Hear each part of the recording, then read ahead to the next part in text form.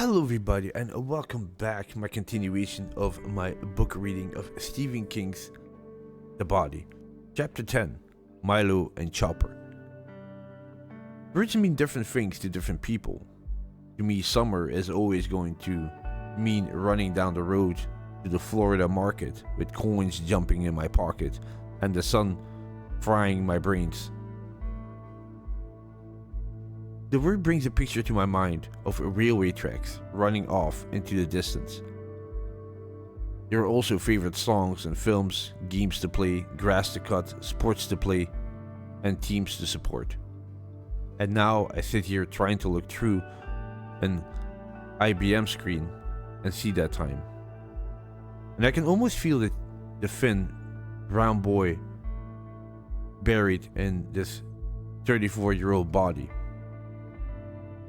I can almost hear the sounds I heard then, but all of that summer is contained a picture of Gordon LeChance running down the road to the Florida market with the coins in his pockets and the sweat running down his back.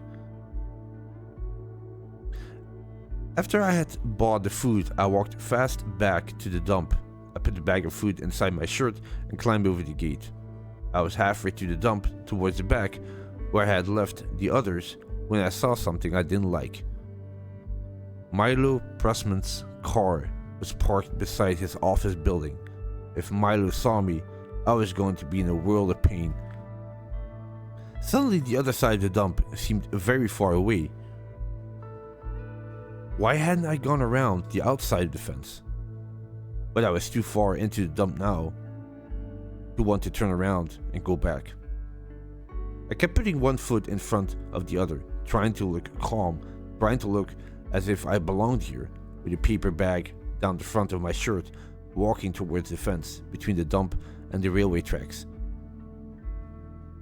I was about 50 feet from the fence and just beginning to think that everything was going to be alright when I heard Milo shout, "Hey you! Get away from that fence! Get out of here!" I started running for the fence with a wild shout. Vern, Teddy, and Chris appeared on the other side of the fence and stared through it. "You come back here," Milo screamed. "Come back here, or I'll send my dog after you." That only made me run even faster for the fence. Teddy started to laugh, his crazy laugh. "Go, Gordy, go, Vern. Go," Vern shouted. And Milo screamed, "Get him, Chopper. Go and get him."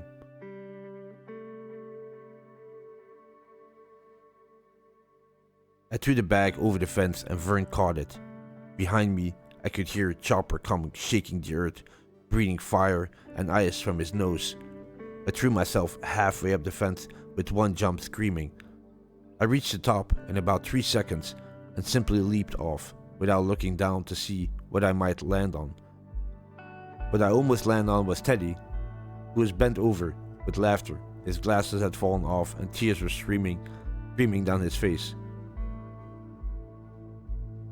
I turned around and got my first look at the famous Chopper. Instead of some enormous creature from hell with red eyes and cruel teeth, I was looking at an ordinary black and white, middle-sized dog. He was jumping up at the fence and trying to reach us. Teddy was walking up and down outside the fence, making Chopper even more angry. "Kiss my ass, Chopper," Teddy invited and turned around to hit the fence with his ass. Chopper went crazy and leaped at the fence to accept Teddy's invitation, but Teddy moved away and all Chopper got was a hurt nose. Chris and Vern were lying on the bank, laughing so hard they could scarcely move. And here came Milo Pressman. "You boys stop being so horrible to my dog. Stop it at this second. Bite it, Chopper, bite it. Come on, get me," Teddy continued from the other side of the fence. Chopper went mad. He ran around in a big circle 3 times, perhaps giving himself courage, and then threw himself with full force at the fence. He was doing maybe 30 miles an hour when he hit the fence. The fence seemed to stretch, and then Chopper fell back to the ground in a cloud of dust. He lay there for a moment before walking away with his tongue hanging out of one side of his mouth. Milo was now really angry. His face turned dark red. I know you, he shouted. You're Teddy Duchamp. I know all of you. I'll beat your ass for being cruel to my dog. I'd like to see you try, Teddy shouted back. Let's see you climb over this fence and get me, fat ass. What?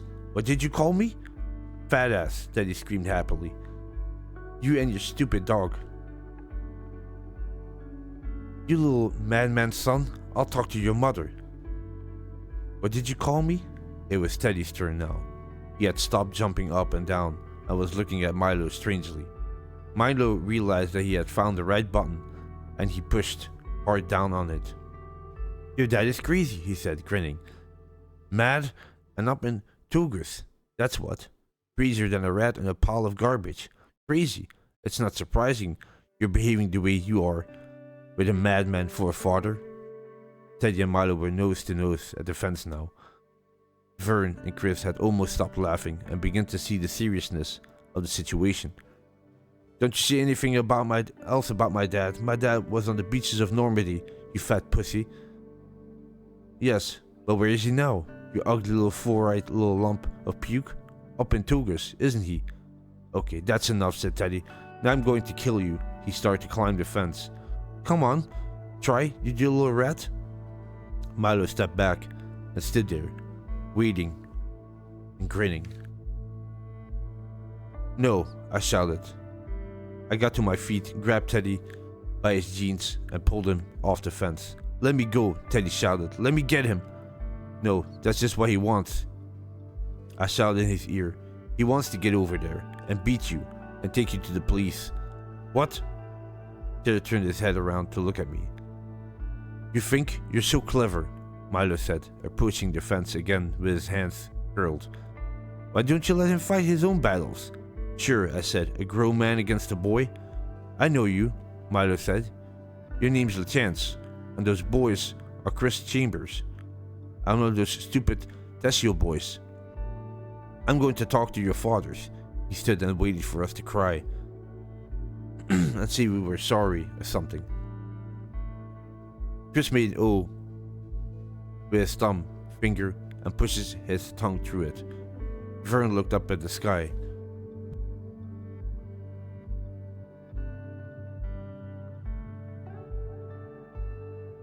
Then he said, come on, Gordy, let's go before this guy makes me puke.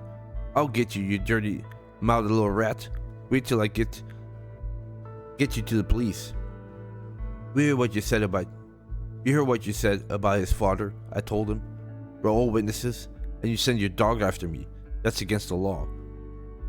Milo looked uncertain. Before he could see how weak my argument was, he said, come on, you guys, let's go. Something smells bad around here.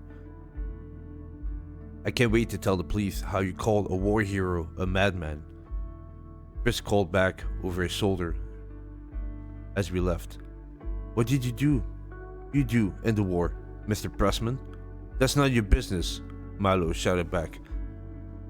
You hurt my dog. Come back here. But his voice was lower now, and he seemed to be losing interest. I looked back when we reached the top of the bank. Milo was standing there, behind the fence, a big man with a dog sitting beside him. His fingers were holding the fence, and I suddenly felt sorry for him.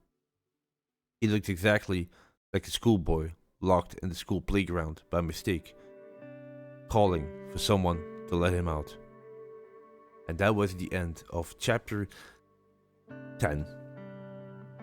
Milo and Chopper. Hope you guys enjoyed it. Thank you very much for listening, and I'll catch you in the next one. Take care. Stay safe.